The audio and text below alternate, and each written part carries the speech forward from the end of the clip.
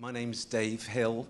I write for The Guardian about London, and I also write a little blog called the Clapton Pond blog, which gives you a clue as to where I live.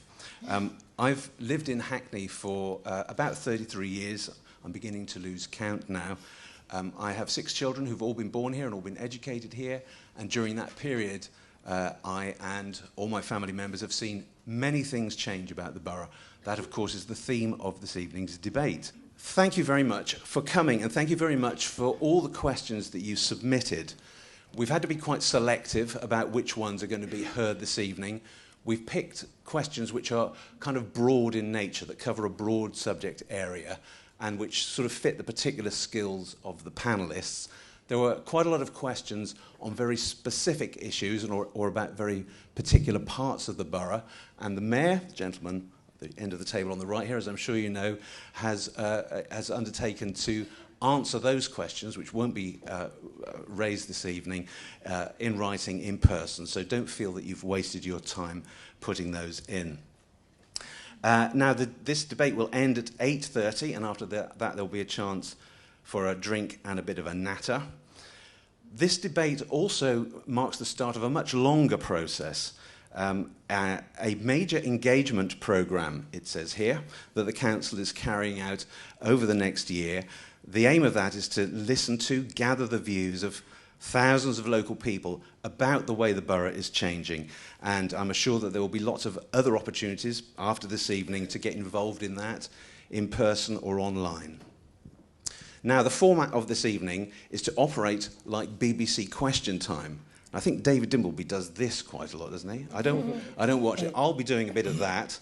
Otherwise, well, there may be some other similarities, but you know, if you've seen the programme, you know how it works. We have a question from the floor. Each panellist will get a chance to respond. Then I'll go briefly back to the person who asked the question to see what they thought of the replies. And if there is time, take one or two other comments from the audience. Now, I've got to stress that we are very short of time. It's about 90 minutes we're going to be doing this. There are 9 questions, so you can do the maths. The rules of engagement are to be as succinct and quick as you can. Also, of course, we want people to be terribly polite, even if they have very strong views about matters. And so no speeches. Let's get through as many questions as we can and get as much comment from people as we possibly can. And so, to our panel. So we'll start over here on my left-hand side. This is Dr. Cheryl Day, who is the head teacher of Clapton Girls' School. She's been there in that role since 1997 and in other roles before that, if I remember rightly. It's a very successful school. It's now an academy. And I would just like to say that it's been a very, very good school for a very long time, and I think has not always had the recognition that it deserves. I'm just going to make that point. There you go. Next, Tunde Okewale, who grew up in Hackney and is now one of the country's most respected young barristers working in criminal defence. He was a member of the commission into the 2011 riots and is a patron of Hackney Law Centre.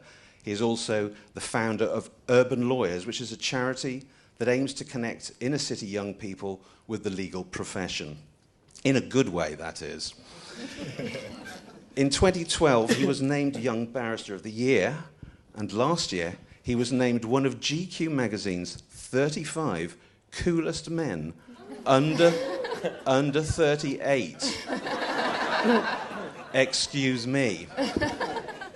Next, we have another doctor, Dr. Melissa Butcher, from Birkbeck College. She's a Hackney resident and a social researcher who's worked very closely with young people in Hackney. Now, using theatre and film as a medium to work with people, if I've got this right, to sort of help them to express and explain their sense of how they belong to the borough and the particular parts of it and their sense of identity within the borough. Is that a reasonable summary? Okay. Next to Melissa is Robbie De Santos, who is, like me, a resident of Clapton. Now, I got to know Robbie because of his work with the housing charity Shelter, for whom he wrote some very interesting reports on, for example, the private rented sector, subject close to many people's hearts in this borough, and also, the right sort of affordable housing for London and for Hackney and for London in general. He's also a trustee of the charity Generation Rent. Robbie now works for a leading debt charity, and he's also a food writer, so he's a man of many parts. And then finally, as mentioned earlier, the directly elected executive mayor of Hackney, Jules Pipe. Before that, he was the leader of the council under the old system in 2001. He's been a councillor, he was a councillor initially from 1996, became the mayor in 2002, has lived in the borough for more than 20 years, and is widely credited, it says here, with having transformed Hackney Council from a catastrophically failing authority. I think we do remember. Thank you, whoever wrote that. I do think we remember those days into one that is actually regarded as pretty good, and that is true. And he was made a CBE in 2008 for services to local government. So that's the panel.